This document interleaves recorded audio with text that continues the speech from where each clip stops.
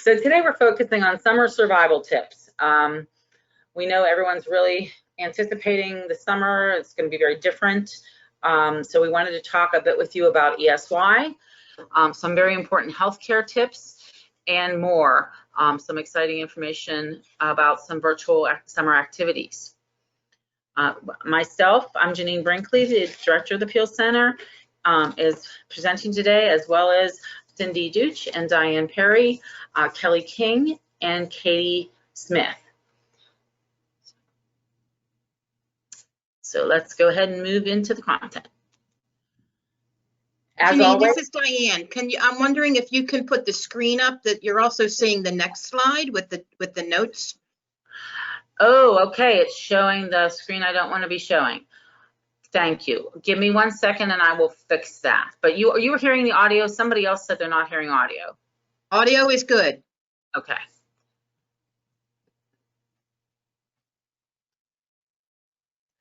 That should do it. Perfect. Thank you. Appreciate you letting me know that. Alrighty, so if you have a question that you'd like answered, type it into the question pane, and we will either answer it during the webinar. We may read it aloud and answer it if it's of interest to many, or we might have to reach out and get answers from partners, or just do some research and get back to you afterwards.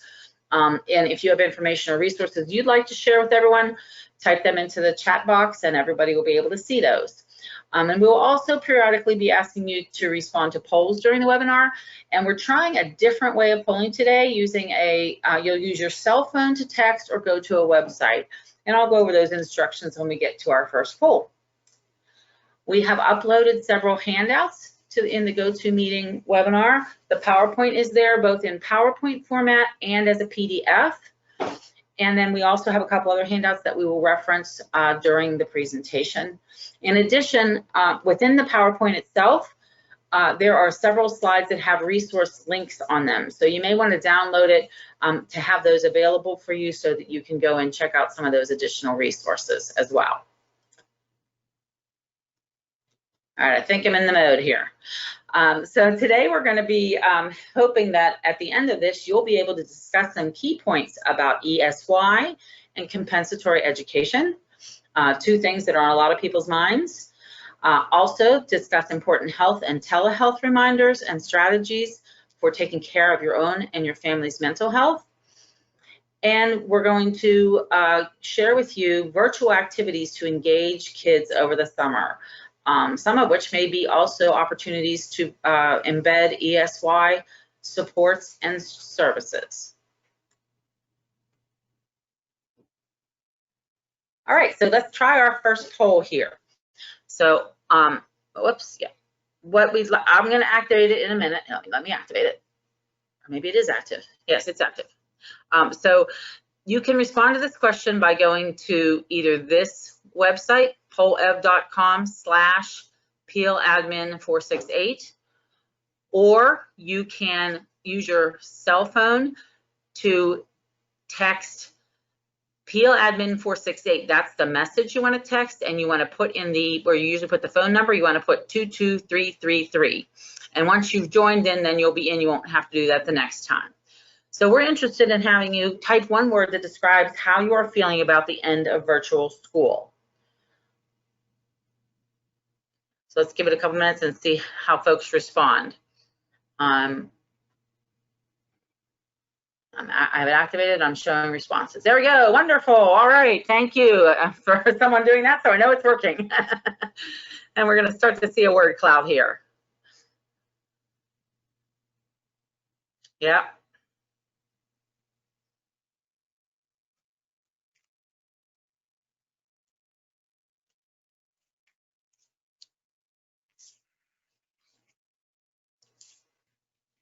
As you see the word cloud forming, one of the things to know is that the more often a word is entered, the larger it shows up in the word cloud. So right now we're seeing a number of people worried and also a number of people relieved. And right now it looks like they're equal. And I bet some of us are worried and relieved.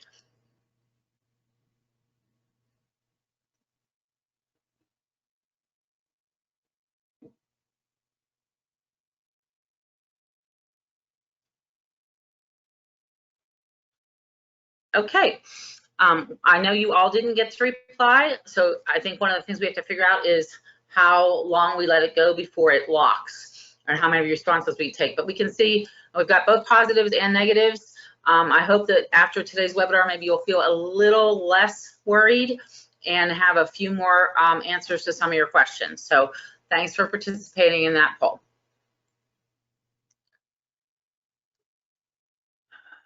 Captions are in the way. Okay. All righty. I am now going to turn it over to Cindy and Diane, and they're going to share some information with you about extended school year and compensatory education. So take it away, Cindy and Diane. Thank you, Janine. This is Diane Perry, and I'm so happy that everybody is on our webinar here today. So if you could go to our next slide, I'll get right into it. Understanding the difference between ESY and compensatory education. Okay, considerations. We have heard from a lot of families who shared these concerns with families. Families are wondering, one, how will services be delivered to students who qualify for extended school year? Excuse me. Two, when schools reopen, how will students with disabilities receive instruction to make up for new learning that did not occur while school buildings were closed? Today, we will be providing an overview of key points to remember when considering these two questions, which should be considered separately. We know many of you are also concerned about health and safety when schools reopen. The current CDC guidelines for when schools reopen are listed later in the webinar on our resource slide. But we all know that these may change as we learn more over time. Be careful where you are getting your information. You want to be sure you're using reliable websites like the CDC. ESY. Some students with disabilities lose basic skills and take a long time to get them back once school begins again. The purpose of the ESY services is to prevent losing basic skills and taking a long time to get them back. It is important to remember that ESY is part of FAPE, your free appropriate public education, for children who have been deemed eligible. ESY, like FAPE, should be free and appropriate, of course, and ESY should be provided in the least restrictive environment. Even virtually, if virtual programs are being provided more broadly and are appropriate for a student with a disability in an ESY context, they should be included too. IEP teams use data that has been collected before and after long breaks in education to determine the regression that a student experiences in certain areas and how long it takes the student to regain those skills. And we're going to go further into our presentation where Cindy will talk more about how you can collect some of that data. Often, school teams only look at regression and recoupment, but there are 5 other factors when considering ESY, and they are listed on this screen. Be sure to know and understand if your child may fall under one of those other factors. We have listed 2 resources at the end of the presentation that have more information about ESY. Next slide.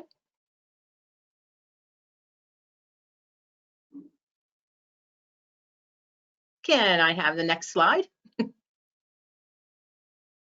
I guess we're having technical difficulties. There we go. Declining, oops. Now it's gone. It's not there? No, it was, and then it disappeared. Thanks. All right.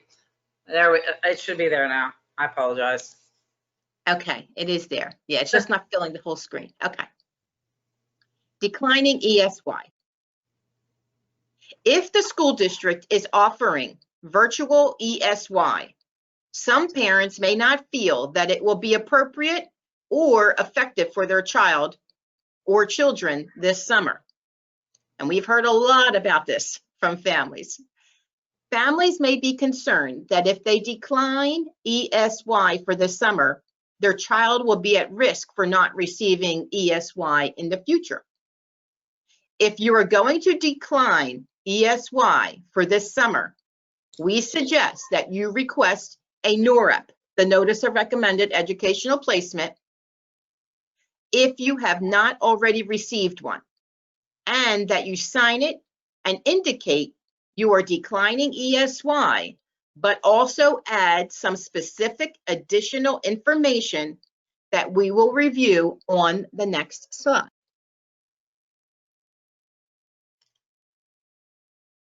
Next slide, please. Key points to include in the NOREP. It is important to be as specific as possible on the NOREP if you are declining virtual ESY due to the current circumstances.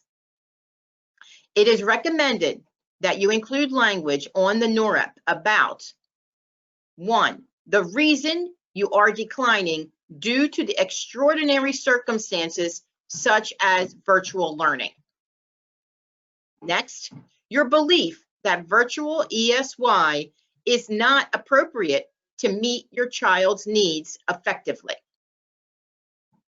And lastly, that you are not requesting a hearing or other dispute resolution, but that once the school district is able to offer an appropriate ESY program, your child would continue to be able to receive ESY. Parents may also want to note that they reserve their child's right to ESY as a pendent placement. That is, if the district and the parents disagree about ESY eligibility in the future, the child would receive ESY until the dispute is resolved. If you have a specific situation on your child's circumstances, please reach out to PEAL for our assistance. Next slide. And the next slide, please. All right. Will your child need compensatory education? Once schools reopen, they will need to assess all students to determine the status of their skills. There will likely be reteaching of important concepts needed for many students. If a student has an IEP or a 504 plan, the team, which includes the parents, should meet to decide whether your child should receive compensatory education. These are services to make up for supports your child did not receive while schools were closed. IEP teams will look at goals, data, and other information to help determine how much was lost by a student and what needs to be provided to the student to, quote, make whole the child's education that was lost due to this extraordinary situation. We will know more about the timing for team meetings to consider the question of compensatory education as we move forward. PEAL will be providing additional details as plans for schools reopen and as we learn more about them. And there definitely will be more information coming as the schools reopen. Diane, it's Janine. I'm going to try something because the captions are showing on my other monitor, but I think I figured out how to switch. So give me 1 second before we transition to the next section. Okay. Thanks.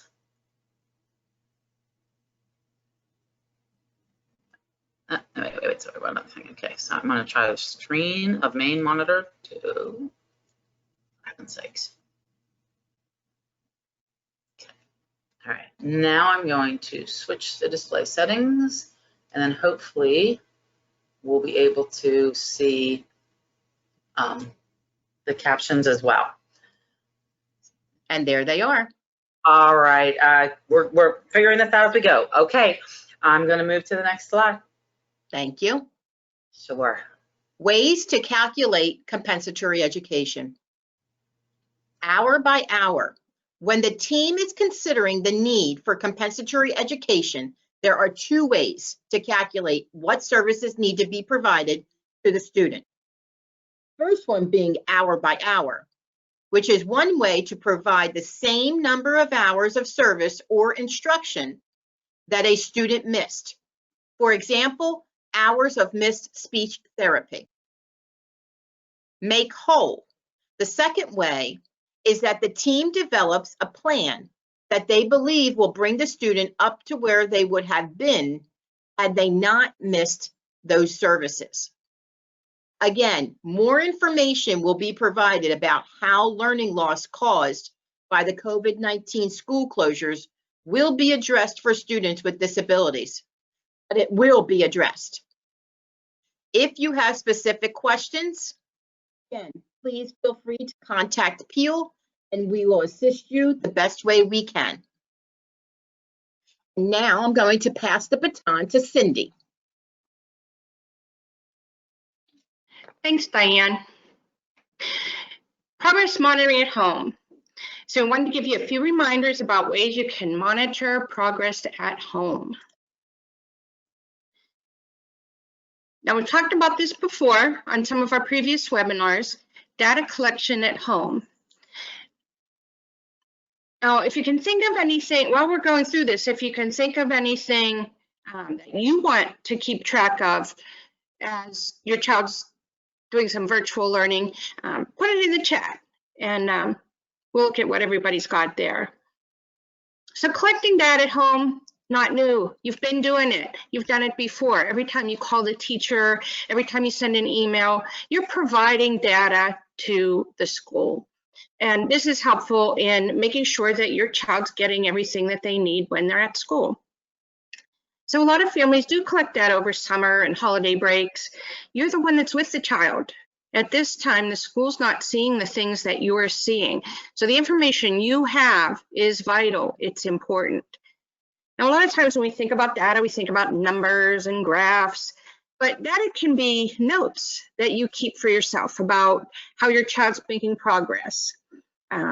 Things that you see regarding regression. Are they moving backwards?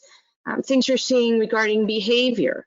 Is there an increase in certain behavior? Are there behaviors you haven't seen before?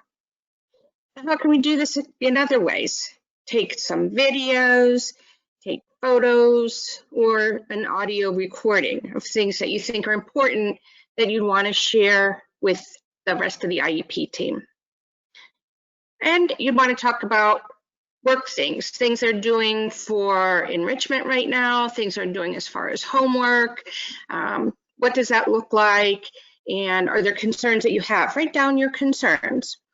So we've uploaded a data collection template and it's in the handouts. It's really easy to use. You might want to use it to keep track of all of this important data that you're taking at home. And there's also an article from the blog, A Day in Our Shoes. Take a look at that one. It's really good. There's some good information there. Okay, as we move on. So monitoring your child's progress. Again, these are things you've done before. You want to review the evaluation. You know, we say an evaluation drives an IEP. Good goals, good accommodations and modifications are going to come from the information that we get in that evaluation. So read over the child's evaluation again. Pick out or maybe highlight some things that you see in there that really draw your attention. Then take a look at the IEP and the progress reports. And this time, don't just look at them, but really try to understand them. And again, like Diane said, if you need any help at all, call the PEAL Center or go to info@pealcenter.org and we'll talk you through that. You want to observe and collect data related to these goals. So make sure you understand what the goal is looking for. And then when you're facilitating that learning at home. Maybe you can pick out things from that goal that you're seeing or not seeing regarding those goals. So in doing this will help you keep track of the skills your child is able to perform at home, and the differences in how they perform at school or what you see at school.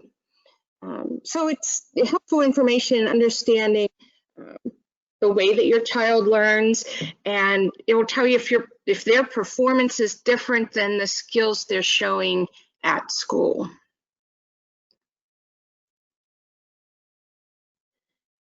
Monitoring your child's progress. So focus on 2 or 3 areas and track the trend. Now that's, we look for patterns and trends in the child's learning. So again, keep track of any regression or skill loss that you see while your child's not in school. This is going to be important when we move on to that compensatory education that Diane was talking about. It might be helpful to track this information on a calendar so it's easy to see patterns.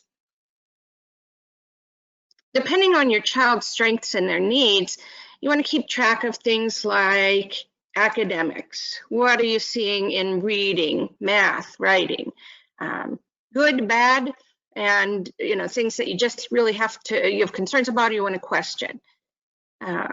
Social skills. How are the children doing with turn taking? They might be playing a game with you or with some siblings. How are they doing at communicating with others? This online learning is a bit of a change. For some kids it might be easier, some kids it might be harder. So what are your concerns there? How about telephone skills? If they're talking to, let's say, grandma on the telephone, what's that sound like? How are they doing there? Regarding behavior, how are we doing with coping skills? We might want to ask ourselves that. How are they doing with replacement skills?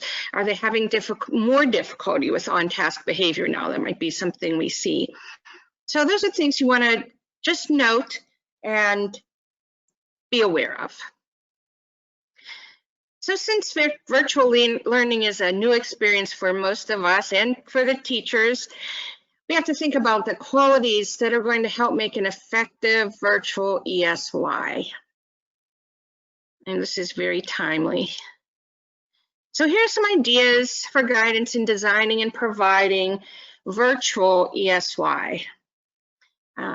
As with any other service in special education, services have to be individualized. That's the I in IEP, individualized. So we're not looking for a program necessarily that's one size fits all. Might not fit the unique needs of our individual child. So there might be an individualized program that's better for the student. Real-time instruction. Sometimes the schools are referring to that now as synchronous instruction, where there's real feedback from a teacher. Some kids are going to respond to that a lot better than they would something that's pre-recorded. So real-time instruction, where they're getting to see the person and react with the person. Tutoring in academic skills like reading, math, those things might be effective. You could also do this in small groups. If a child needs ESY to maintain social or communication goals, related services could be provided either through one-on-one or small group. Programmed, individualized online instruction. This might be something that the school's aware of. If you become aware of anything, this is an opportunity to be creative.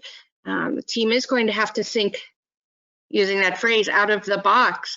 We're not in that box anymore. So let's talk about some creative thinking, some creative ideas. And in the towards the end of our presentation here, Katie's going to have some fantastic ideas regarding activities and some of those creative ideas that you sure could use for extended school year. So let's wait and hear from Katie in a little while. And we're going to use the poll again. I think I'm going to have Janine take the lead on this. Sure.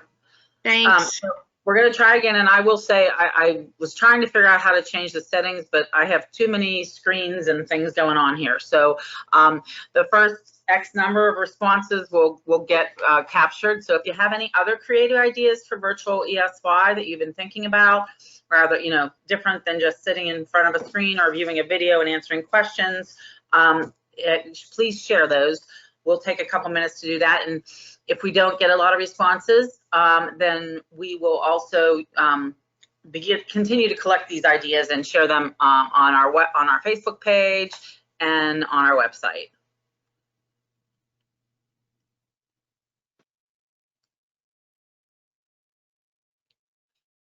And Cindy, we do also have a handout that might stimulate people's ideas about virtual SDI.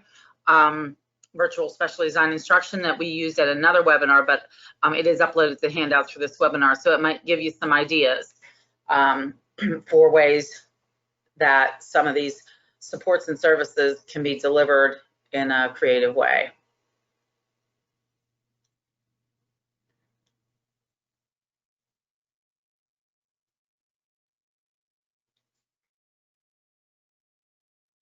I think some people might be typing into the questions too.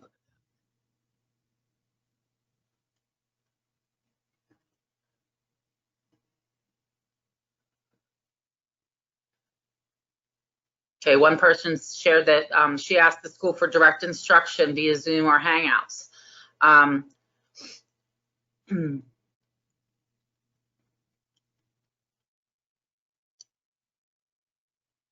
All right, well, I think we're going to be learning a lot. Oh, here we go, cooking activities, social skills, multi-step directions, activities of daily living.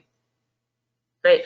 I did something cool the other day with some kids, not my kids, but we took a camera, our phone camera, and we did a scavenger hunt, but we tried to find objects that began with all the letters of the alphabet. And then we were able to save those and make like a little book of them, a virtual book. So I'm going to go ahead and move on, but we're going to continue to collect these ideas and successes and share those, because that's the best way for us to figure this out together. And when you hear Katie's presentation in a little bit, I'm sure you'll be stimulated to think of some other ideas.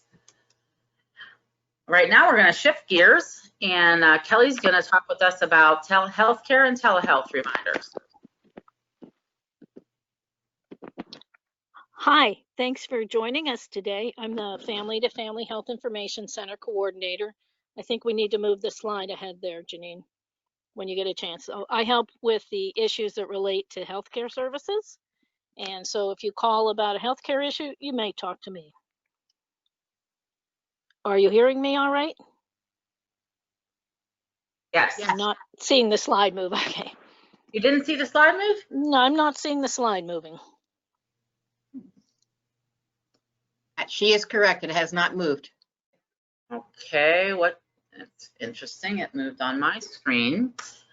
Let me try something else. Give me 1 second. Bring it back here. Do you see the healthcare and telehealth reminders slide? No, it's stuck on virtual. Oh, I hit the pause slide button accidentally. There we go. Too many buttons. Thank you for that many fix. buttons. All right, go for it, Kelly. Terrific. So facing, the situation with COVID, unfortunately, some of our visits to our doctor's office had to be set aside. And while the offices have remained open, clearly it's not business as usual. There have had to be new safety procedures and protocols that were put in place. And unfortunately, virtual visits can't include everything. So it's important that those are followed up with an in-person visit as soon as it's reasonably and safely possible. And I just want to let you know that the AAP has actually recommended that pediatricians work to prioritize the visits for the little ones who need the frequent checks, screenings, and vaccines.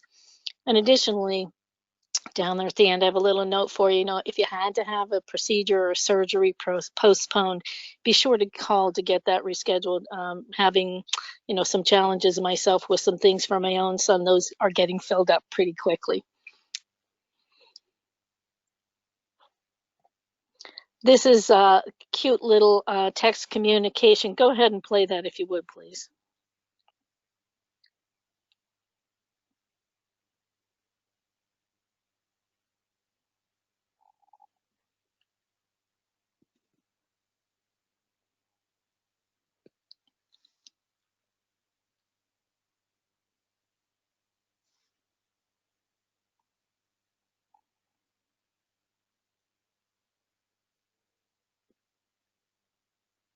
Who knew about peanut butter, huh?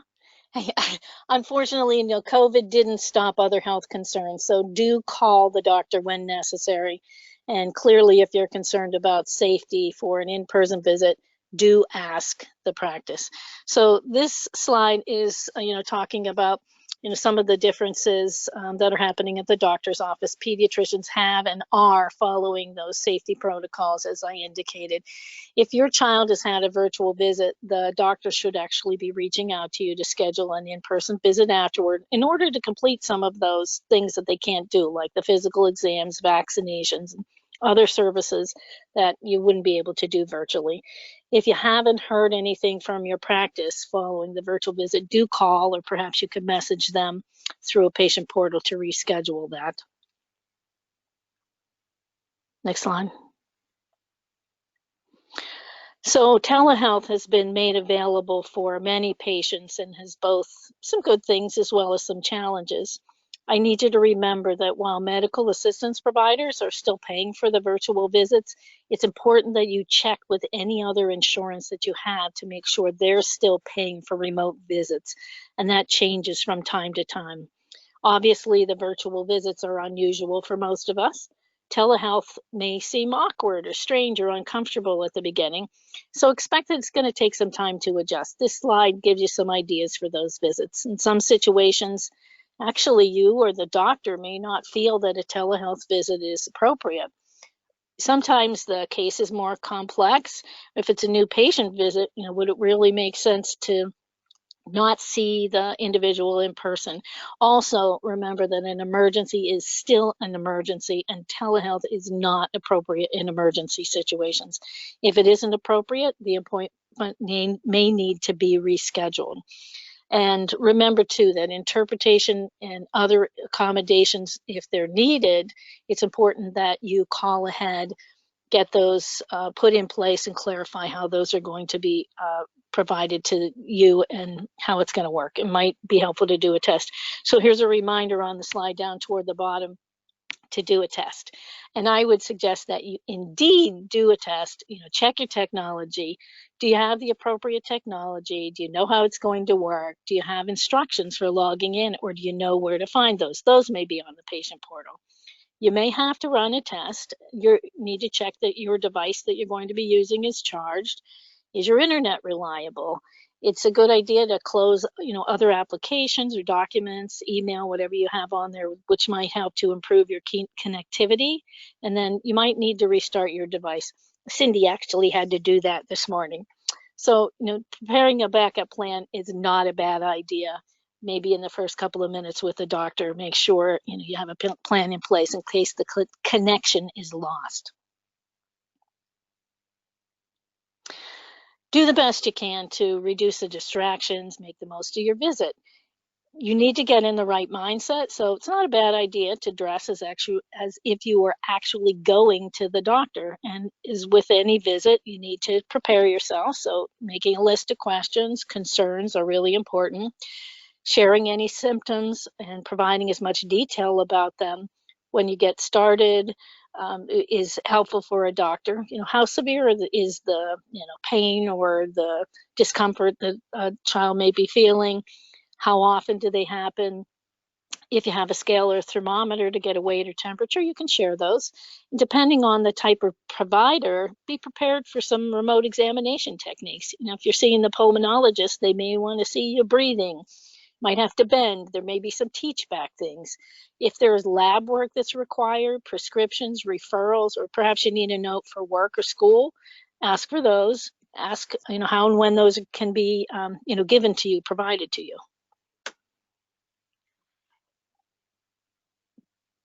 Go ahead, please. The term telemedicine, teleservice, telehealth and or telepractice actually refer to a type of telecommunication technology that's actually delivers at a distance, linking a practitioner to perhaps a student, you the parent or a caregiver, or might actually link to another provider. The purpose of those is for intervention and consultation. Certain terms are actually preferred by one provider versus another, and they may actually use them interchangeably. Teletherapy would usually be reserved for a therapy delivery, but a therapist too might choose to use a different term. So if you're confused about the terms, ask. Many forms of therapy can actually be provided in any setting, including virtually. It's a good idea to review the patient goals with the therapist when you start and to focus on the ones that you can actually address remotely. You might have to adjust some activities to move toward those goals and, actually make some progress. So do ask questions to become comfortable with the process and ask for what you need. If it's not working for you or your child, ask what alternatives the therapist can offer. You should be expecting that the child or youth is going to be working on activities related to the treatment goals, and don't be surprised if you're actually given some activities to be completed independently. That is some homework. If you, are given some homework, it might be beneficial for the parent to actually participate in some of the sessions to be able to help the child with that homework. If you have a young person who's getting mental health services and they want to meet with a therapist alone, you need to honor that and try to create a private space for them to, actually participate in that. It also might be a good idea to record a session. In some situations, you may want to share that information with somebody who's not able to attend, or it might be helpful to look at that recording so that you could review or practice some skill that was addressed. It's important to ask in advance, and then if that's agreed to, have the technology ready to go. You don't want to be wasting your, therapy time troubleshooting, getting the recording done. And remember, televisits don't work for everybody. And if that's you, ask for alternatives. We often think that we're the only one that's having a hard time because we see other people around us who seem to have it all together. I may actually look, sound, and act like I have a grasp on everything in my life, but that doesn't mean I do. And while every situation is different, COVID has created a confusing and an unexpected situation. This isn't easy for anyone. Even everyday stressors have an impact on our health and well-being. So, as you might imagine, COVID restrictions, the loss of our social connections, isolation, school being disrupted, perhaps not going to work or going to an essential service, financial concerns, food, future security, and all those other types of things that have really just added to the impact that each of us is experiencing. So if you or your children are showing signs of stress, being overwhelmed, some distress or depression, which, as you probably know, can look different for different people, reach out for help. There are some indicators you need to keep an eye out for, perhaps a lack of interest in preferred activities, a decrease in motivation, sadness, or being down more than usual, as well as changes to eating and sleeping, more agitation or aggression. Frankly, if you have any type of concern about mental health and you see any changes, look for some help. The situation has increased stress, created anxiety because we're facing unknowns and uncertainties. Moods are decreased, patience is diminishing. And it's not unlikely that existing disorders and substance abuse, frankly, are worsening. So if there are existing mental health providers, reach out to them for additional supports that may be needed. And it's helpful to establish a routine and, make sure you're incorporating social connections. I actually heard a presentation where they said if you usually text, do some visual connections, amp it up a notch. Focus on your wellness by getting your exercise, eating regular meals, following good sleep habits. Use or develop some coping skills and, talk to other people about how you're feeling and validate. Don't deny any feelings of anxiety or distress that are shared with you It might be helpful to limit the intake of COVID news and just really make sure everybody's taking some time for the important self-care that each of us needs. Do share mental health concerns with your physician, get a referral if you need to. You could contact your insurance to see, what approved mental health providers are out there, or always, in the case of an emergency, be prepared. Have your county crisis number available to you. I'll be providing that as a link in a resource list. Mental health issues are not uncommon, and while they are often not discussed and they're stigmatized, help is really important to recovery. This is not easy for any of us. Let me say that again. This is not easy for any of us. COVID has a worldwide reach, and professionals are concerned about long-term effects. Similar to any catastrophe, unfortunately, there's going to be some long-term impact from this. So it's a traumatic event. It's affected everybody's life. Check in with each other. Continue to keep an eye out for signs of needed help and act when necessary. There's some research on resilience. That's actually the ability of people to adapt or to bounce back when they're facing with an adversity. So, research shows we have some amazing ability to thrive. And it's important that we make a plan for what we can do, work on a day-by-day basis, make a positive impact on your own situation, and take things a step at a time. The author, Margaret Wheatley, I like this, quote of hers. She said, "There's no power for change greater than a community discovering what it cares about." And honestly, I think COVID is helping us in that discovery process. So I told you I had some resources for you. There's a wealthy list here, some emergency numbers. I'd like you to take a few minutes, when we wrap up, to take a look at these if it's something that you feel may have interest in. Be sure to get that crisis number in the case that you need that. And if you need any help at all, don't hesitate to give us a call. Thanks so much again for participating. Thanks, Kelly. And now we're going to turn it over to Katie, and she's going to wrap it up with some of her show activities and ideas.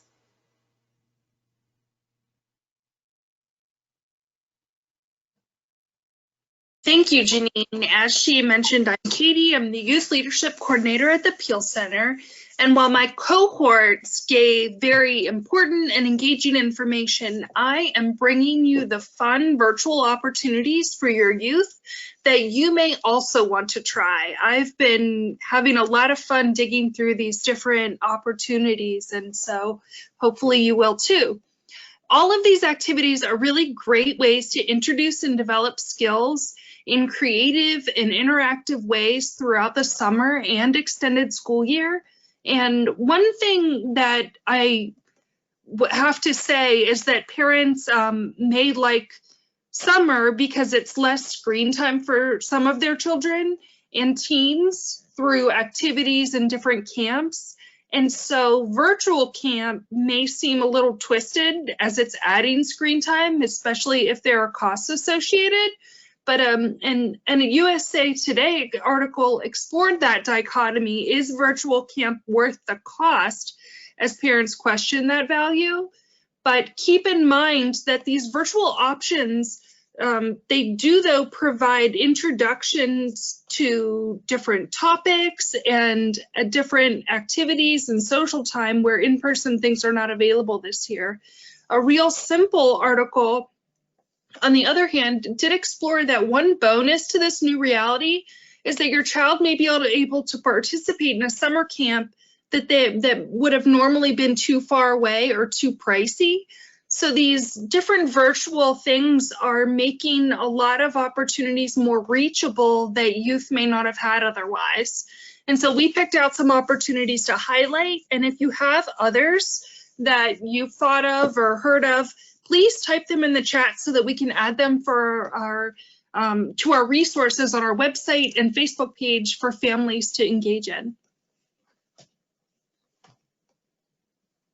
Go ahead, Janine. Thank you.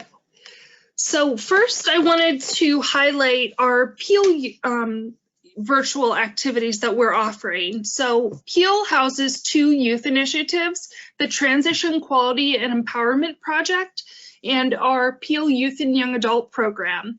And so first I listed TQEP Tuesdays and their virtual watch parties. So every Tuesday at 6 p.m. they come together and we cover different interactive topics, some with guest leaders. For example, the first one, Carly joined to lead a self-care session, which really fits well with what Kelly covered, discussing mental health. And then last week was a virtual art tour and doodle session. So that was a lot of fun. And next week, Erin will be doing a bank heist virtual escape room, which I personally will definitely be attending. And on Friday, the first Friday of every month, they do a Netflix watch party together. So they cannot be in a room together watching a movie with popcorn, but they can have popcorn and watch from their own computers and interact while they're watching the movie. And so this Friday or next Friday, they'll be watching Avengers Infinity War. Excuse me. And then PEAL Youth, we do the virtual coffee drop-ins, and you can join us for weekly tips and opportunities to connect with other young people where we cover hot topics and transition. And this week in the virtual coffee, we are continuing to work through our 3-part series on self-awareness. And coming up next, we'll be doing networking and creating vision in a couple weeks. And so, like the Transition Discoveries Facebook page that I have listed up there, and then also check out our PEAL Youth Facebook page as well for continued updates. And we will, on those particular activities, but also check out our website for different posts and resources. So you can explore arts and culture. Google teamed up with different museums to create short videos of arts and culture, and it provides opportunities to explore and learn about many different aspects of culture, people, cities, nature, etc. And it includes scavenger hunts, activities, videos, tours, and much more. The images each that are shown are screenshots of pages for different pages of their exhibits. And just wanted to give you a varied idea of what they offer. And so that colorful one is the expression as a movement by color. And that explores art pieces throughout that particular movement. And you notice the rainbow color bar at the top. So when you click through or scroll sort of to the left or right, you move through that rainbow and it shows artwork pieces of that color. And when you click on the particular artwork piece, it gives you more information about that artist and about that piece. So that's a neat way to explore the art other than like searching different artists. And the other one is Apollo 11's first flight, and it plays through some movies and gives you different information about it. And then that bottom one is kind of neat. It's 10 animals with superpowers. So if you download this PowerPoint or PDF, however it's posted, you will see that each of these images are hyperlinked and you can just click right on them.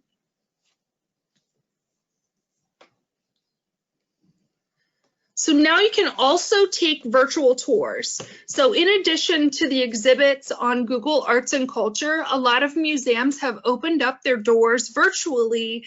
And in the first link up there are 12 famous museums that are offering virtual tours. That link is on the southernliving.com. And included in that list are the Guggenheim Museum in New York, the National Gallery of Art in Washington, D.C., and Musée d'Orsay in Paris. So that is such an opportunity to look at things worldwide that you may not have otherwise seen without, unfortunately, COVID. But it really allows you to explore things in a different way, makes things a lot more reachable and accessible. And so not on that list that also have virtual tours are the Louvre in Paris, and then also the Intrepid Air and Space Museum, which may be more appealing to some others. Additionally, zoos and aquariums have opened their doors virtually, and so this New Jersey family website, they have listed some different zoos and aquariums, and many of these zoos have live cams on different animals so that you can see what they're doing at their most active times. And included in that list are the San Diego Zoo and the National Aquarium in DC. And another option is creating art. And you can always create art wherever you are with whatever you have in your purse, in your backpack, or what you find around you in nature. But these particular links are pretty neat. The first one is free art lessons on YouTube by a woman named Amanda, who has a bachelor's degree in fine arts and runs a do-it-yourself craft studio. And she and her daughter do different projects side by side in a step-by-step format. They're very easy to understand for most people, and the projects are very simple. And so pictured there, I have pop art donuts. And so that's an Andy Warhol style of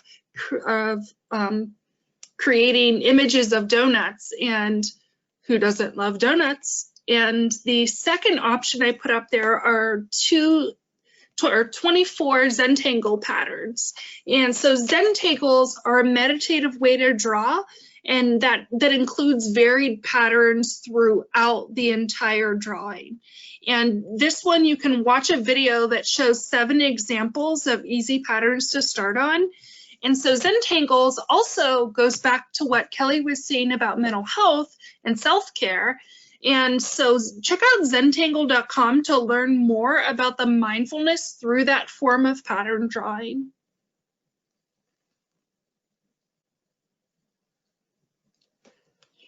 So last but not least, go to camp this summer virtually.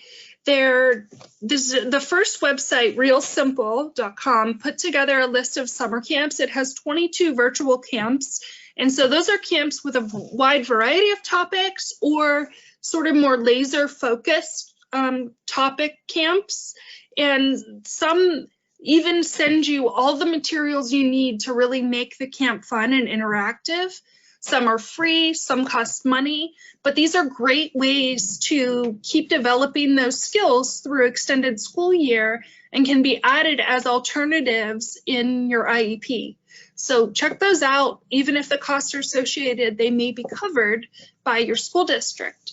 And like listed on the website here, animals, art, sports, STEM, just a general camp, and then performing arts. Varsity Tutor, the second link listed, has virtual summer camps as well. And those are all free. They're week-long sessions, fully interactive. They're for ages 5 through 18, and they run June through August. So there's a lot of different things that are listed on that, and it's worth checking out, especially being that they're, that there's no cost associated.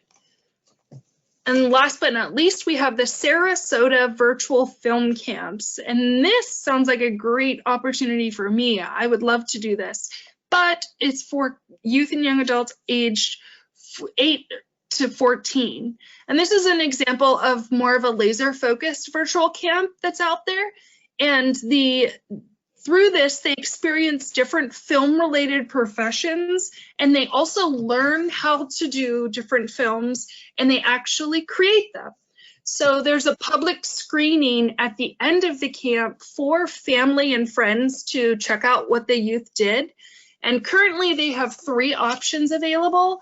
They have Online Superstar, they have Adventure Camp, and they have Fantasy Camp. And if you go on to that website, it shows you what those camps are about, and they really sound interesting, but they are in the process of adding more options. And that rounds up our virtual activities for young people, but continue to check out our website and our Facebook pages as well, because we'll be adding more opportunities and creating more opportunities throughout the summer to keep youth engaged. Thanks, Katie. I just want to mention a few people did share other ideas, and they put them in the question pane, but the whole audience can't see that, so I copied them and pasted them into the chat. And we're going to check and see if those are on our website, and if they're not, we'll add them. So thanks to those of you who contributed additional ideas. Great. Thank you. Yes. And here are some resources that you may want to delve into further. So again, you download the PowerPoint from the handout pane, and you can go to these different documents if you want more information on extended school year. Also the CDC site on reopening, the page specifically on reopening schools, but check it frequently because things do change and evolve, as well as some additional information on compensatory education. And I know many of you were putting in questions that are pretty individualized about your own circumstances. So if any of you would like a individual conversation with one of our parent advisors, you can call us, and I'll put the last slide up that has our info on it, or email us at info@pealcenter.org, and somebody will follow up with you individually as well if you know, it's kind of hard to answer some of those complex questions just by typing. We really appreciate your attention today, and we'd love to have your feedback. You're going to get an email in about an hour with a link to complete the evaluation. It doesn't take very long, just a few questions, but we really do value your feedback, and we use those thoughts and suggestions to create additional content that you need. If you don't want to wait an hour, you're chomping at the bit to complete the evaluation, then the link is also here on the slide, it's SurveyMonkey link. And last but not least, here is our contact information. You can reach us, as again I said, our website, pealcenter.org, and we have COVID-19 page that has a lot of different information and resources on it, including virtual activities, some of which Katie highlighted. We also can be reached at info@pealcenter.org or by calling this number. We are all working remotely, and someone will get back to you as soon as possible. We have our Facebook page, we have Instagram, believe it or not. We have Twitter and a YouTube channel, and you can either go to @PealCenter or @PealYouth. So please, again, take time to reach out to us if you need individual assistance, and we will be additionally doing some future webinars that we will hopefully have you on with us again. I want to say thanks to Cindy, Diane, Kelly, and Katie, as well as Kala, who works with us behind the scenes to put together the PowerPoint presentations. Have a great afternoon.